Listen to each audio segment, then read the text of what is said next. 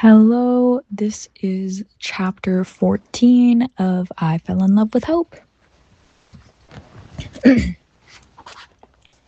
Rain.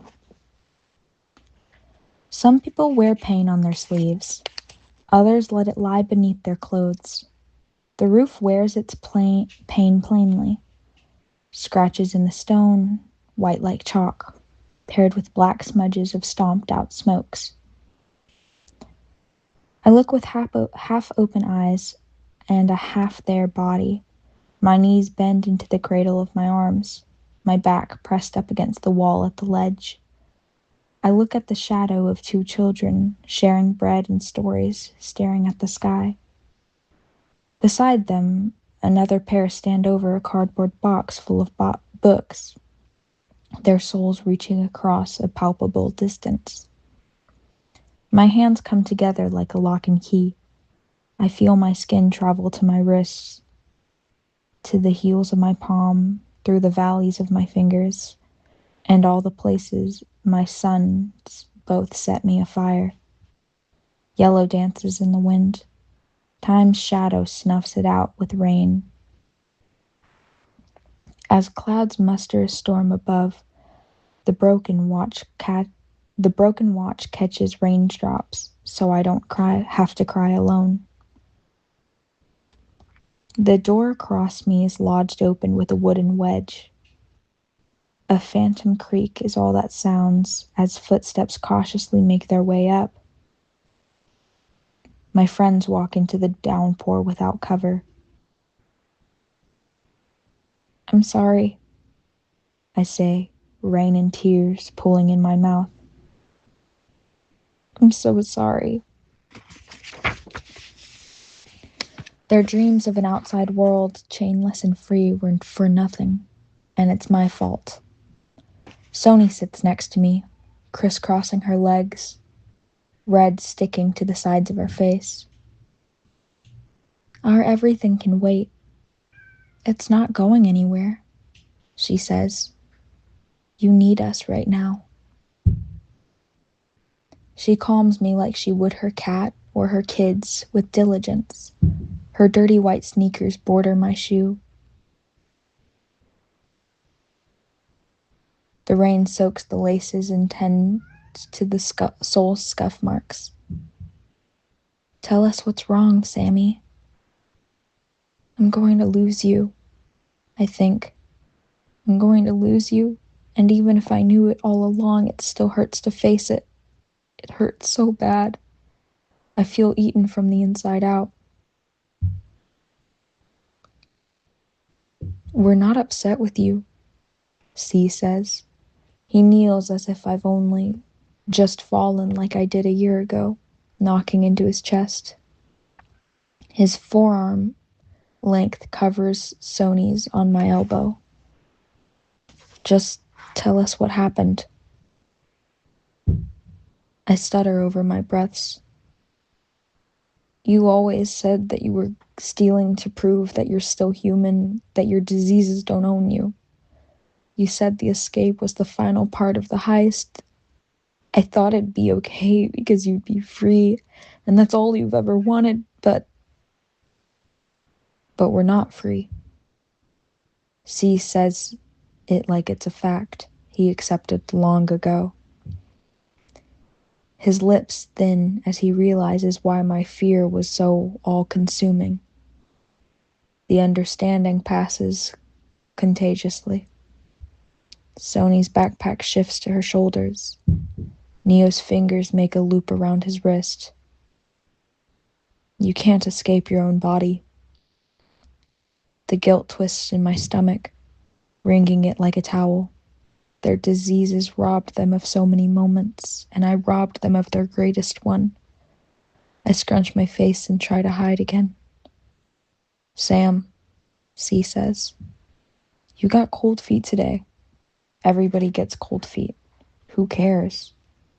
We can sneak out every day of the week, and if you get scared again, then we'll try tomorrow. It doesn't matter. We don't steal and escape as some big statement to how society perceives sick people. He presses his palm flat against his heart and shrugs. We're just living. If it were just living, we would have never met here. In C's dreams, I see us all sitting in the back row of that English classroom. We would get detention for stealing from teachers and pulling pranks. Sony would be the cool older girl who taught us how to not smoke and not drink in the most fashionable sense. She'd crane kick Neo's bullies, senseless, and pester me about my crush on Hikari. C and I would be quiet, onlooking, spacing out and getting in trouble for it. After school, we'd escape, just the 5 of us, every day. We'd have bikes to ride along the roads, and hearts, and lungs, and legs to ride them across the world. What about your heaven? I ask. C smiles. His eyes meet mine, a warm, dark color you can sink in. I see that dream there, nestled beside the flickers. They're tired, but their essence is untouched. His eyes are as kind as they've always been. I don't need to go looking for something I already have, he whispers. The rain starts to slow. I don't understand, I say. C shakes his head. You always overthink things. He taps my nose and catches a raindrop. What do you need, Sam? Whatever it is, we'll help you get it. I don't understand. Oh, Sammy. Sony wraps herself around me as if she can feel me come undone and wants to keep me whole. Why are you so afraid? Because you lost someone. I look up. Neo is the only one left standing. He's soaked to the bone, but not a single shiver racks through him. He glares at me. I'm right, aren't I? You lost someone and it hurt, and you can't get over it, so you're scared you're going to lose us too? Neo, don't. C warns over his shoulder. Who was it? Neo's questions like a pinprick, making me flinch. No, don't look away from me. Tell me who it was. I don't remember, I say, covering my ears. You told me when we first met that you couldn't remember if you'd ever been in love. I knew you were lying then, and I know you're lying now. Tell me. I can't. I don't care. Neo bites. Tell me. Behind him, I see the little boy again, sitting in the middle of the rain, little potted plants between his legs. He looks up, welcomes me into his room, yellow flares in his gaze. He's not real anymore. I shake my head till he disappears. He's dead. I know he's dead. Neo steps forward. He grabs my arms and tears them off my face so that I have nowhere left to hide.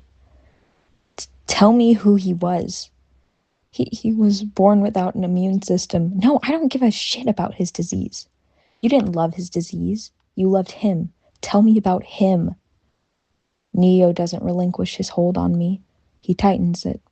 His sleeves fall from his wrists to his elbows, old bruises rotting near the surface. The sun stretches behind the clouds, a single streak of light pinched across the drizzles. It kisses Sony's hair, C's skin, and half of Neo's face. It plays with warmth, a crease in the rain, a strangely familiar permission to finally open the gates. I was so alone, I whisper. I see him there again, just over Neo's shoulder. He's exploring, snickering, interlacing our hands, his smile everlasting. I wasn't supposed to be alive. I was just the background of play where people suffered. My breath hitches. The recollections like acid in my veins. Blood and screaming and death crawl through them, so dense they may as well be solid.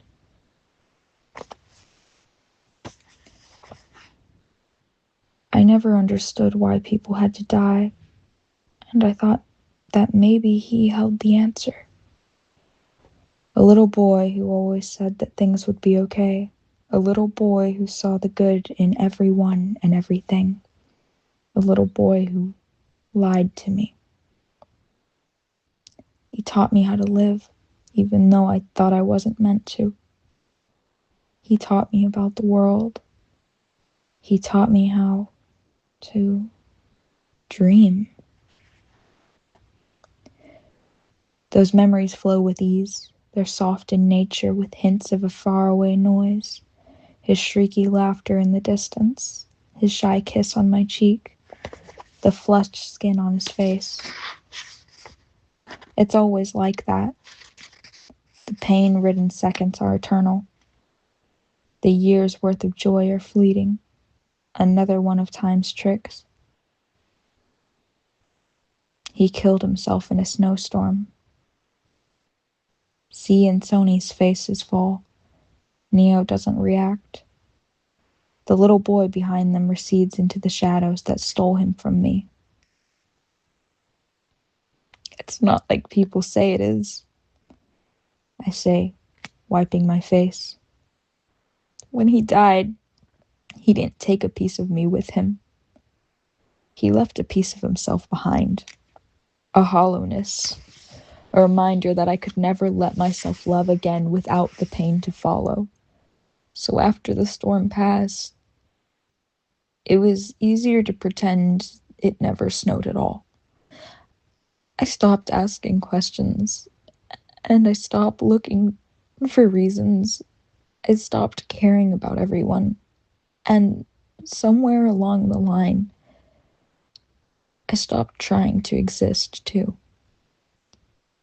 Because all the corpses of my stars couldn't compare to the one that faded into the dark. But it's okay, I admit. I smile up at my friends as if it will make any part of our story sound less despairing.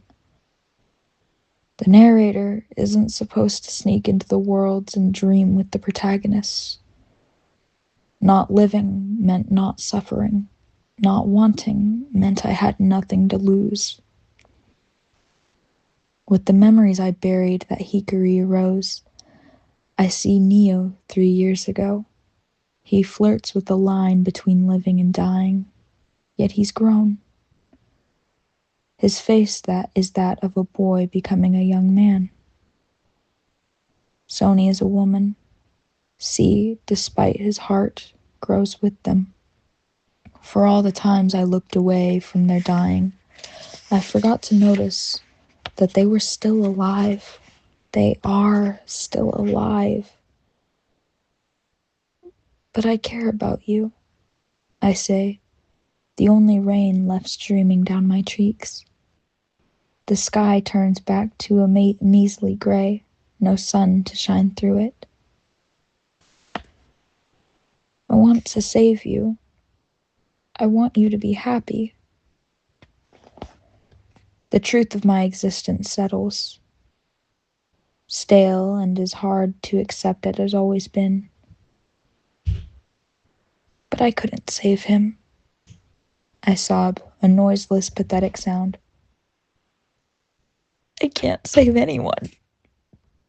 Sammy. Sony moves past Neo. She squeezes me tight, her breathing shallow. My cries pulse through my empty body, cries I held in for the years since that blizzard. Neo stands up and turns around. His feet clap gently against the water, and they stop on the outskirts of a puzzle. Hikari's broken watch is at the center. Water strands make a curtain as he looks down at it. Neo casts it back, making a noise that almost sounds like a scoff, a snort of derision, something meant to mock me. You know, Sam, I never understood you, he says. He looks back at me over his shoulder, blank and impenetrable. I mean, I should have known. You were strange from the beginning. You never had parents or family come around. I've never even seen you leave the hospital for more than an hour. He walks back to me, slower but harder, the water cast aside in ripples. Neo, don't be cruel, Sony says, but he ignores her. You don't even have a personality, he bites. You're as stupid as rock and as barren as a wall. Neo, C yells at him, but Neo doesn't look away from me. He stares down at me like I disgust him. All there is to you is this insatiable curiosity that always gets you in trouble, and some cowardice to go with it. He's so close he may as well be spitting in my face. Brutality blooms in his words. He's right. I know he's right.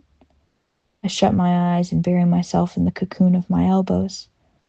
But then I hear Neo's shoes skid against the concrete. His knees touch the ground. His hands reach from my jaw into my hair, forcing me to look at him. And you're the most caring person I've ever met. At a glance, Neo seems to the type to not care because it is easy. But if you read him long enough, you'll eventually find those poems italicized in his heart. For all the harshness he spouts, there's a soft line and resounding at the end. You already saved me, you idiot, he says. You saved all of us. I stare with a loose jaw and wide eyes. I don't understand. We're going to die, Neo says. So what? Everyone dies and everything ends. Sometimes endings are abrupt.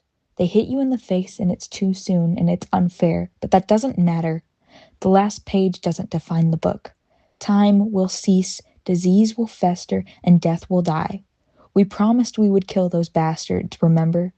So get over yourself.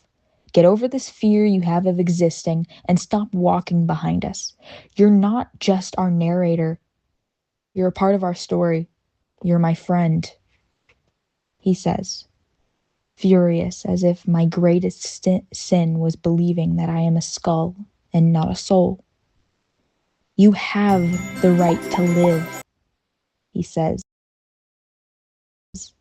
banishing any other notion. You live by going after what you want, Sam. Tell us what you want. Neo is a writer. His words ring true and give a certain chill. He has the power to make you fall into them. I take both of his hands on my face and remember a time when he was the one on the ground, hollow and crying. I wanted to comfort him. I wanted to be there for him, just as I wanted to be there for Sony when her mother died, just as I wanted to be there for C when he needed the courage to claim Neo's heart. All I ever wanted was to understand. I wanted the people I came to see pass through these halls to survive. Now, looking at the sun kissing my friends with such adoration in the light, I know I want to see them not just survive, but live. And selfishly, at this exact moment, I want something for myself. I learned to stand back up from my fall. I trudge through the puddles where the watch lays, and I pick it up off the ground, wiping tears from the crystal. Hikari, I say effortlessly, as if her name was always mine to speak. The moment she touched this watch, the moments she gave it to me, and the moments from here on that I want to give her seep from the stalk, still arrow. I turn back around and face my friends. My fist closes around the gift, renouncing the line renouncing the line it drew. What's left of the rain washes away. I want to save her too.